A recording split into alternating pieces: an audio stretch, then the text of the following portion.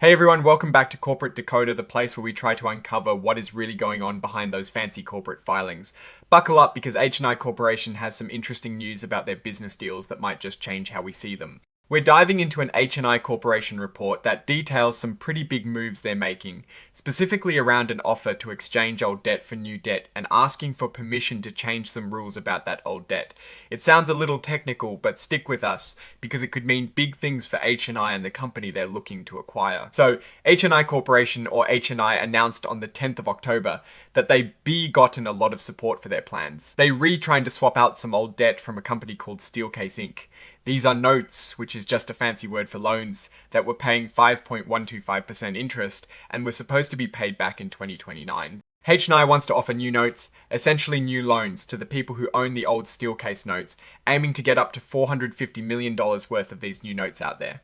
On top of that, they asked the people holding these old Steelcase notes if they agree to change some of the rules or covenants in the contract for those old notes. You know, like changing the terms of a loan agreement. And guess what? They got a huge thumbs.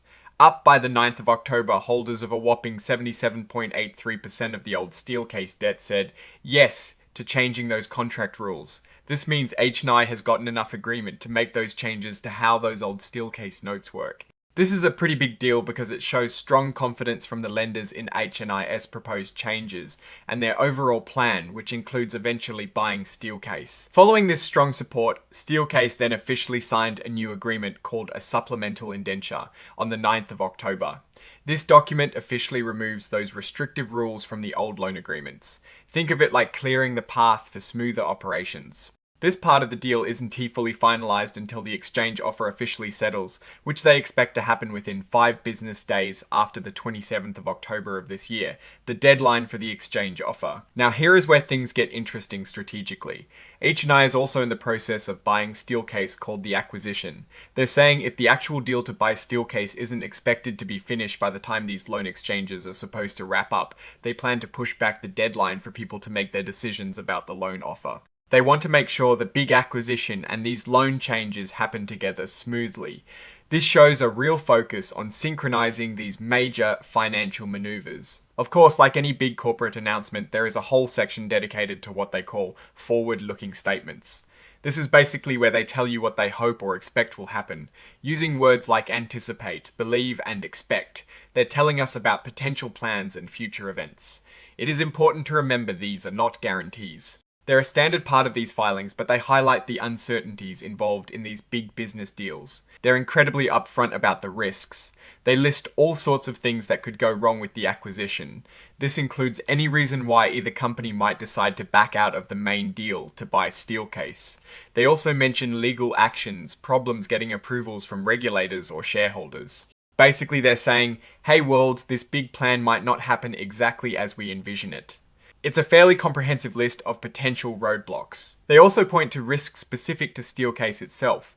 This goes into pretty broad territory, covering everything from economic downturns and global instability like wars or natural disasters, to more specific business challenges like cyber attacks, changes in laws, rising costs of materials, and shifts in what customers want. They're basically saying that Steelcase operates in a dynamic environment, and these outside factors could impact how well the acquisition ultimately plays out. And they don't forget about HNI's own list of potential headaches. They bring up the benefits they expect from a past acquisition, the Kimball International deal as a potential source of uncertainty. Then they hit on supply chain issues, inflation, interest rate hikes, labor shortages, and general demand for their products, particularly in office furniture and housing. They also mention things like trade policies, raw material costs, and even intellectual property protection and cybersecurity. It is a comprehensive overview of the challenges HNI faces as a company. Now, the actual filing itself points to an exhibit 99.1, which is a press release. This press release is where you find more of the nitty-gritty details about the early results of this exchange offer and consent solicitation. Think of it as the company putting out a more public announcement of the news we just discussed. Okay, so what does all this mean for HNI? Well, it's clear they're pushing hard to consolidate their position and streamline their debt structure as they move forward with acquiring Steelcase. Getting such a high percentage of consent for the debt changes is a strong signal of confidence from the market. It suggests that lenders are comfortable with HNI's management and their strategic direction. The fact that they are willing to adjust deadlines to ensure the acquisition closes smoothly shows a commitment to executing this major deal. However, the extensive lists of forward-looking statements and associated risks are not just boilerplate. They accurately reflect the inherent uncertainties in any large acquisition and debt restructuring. HNI and Steelcase are operating in a complex economic landscape. Factors like inflation, supply chain disruptions, and evolving customer demands could certainly impact the success of this strategy. The Company S ability to successfully integrate Steelcase S operations and realize the anticipated benefits while managing these external pressures will be critical. In conclusion, HNI seems to be making bold moves to strengthen its financial foundation and position itself for growth through the Steelcase acquisition. The early consent results are a positive sign, but the company and its investors will need to closely monitor execution and navigate the numerous risks outlined in this filing.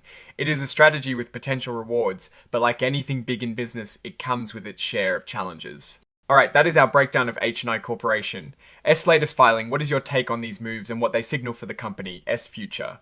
Do you think this acquisition is a smart play? Drop your thoughts in the comments below. If this analysis was valuable, hitting that like button really helps us out, and subscribe for more deep dives into corporate filings. Don't forget to check out our Discord community linked in the description for even more discussions and insights. Thanks for watching, and we LLC you next time on Corporate Decoder.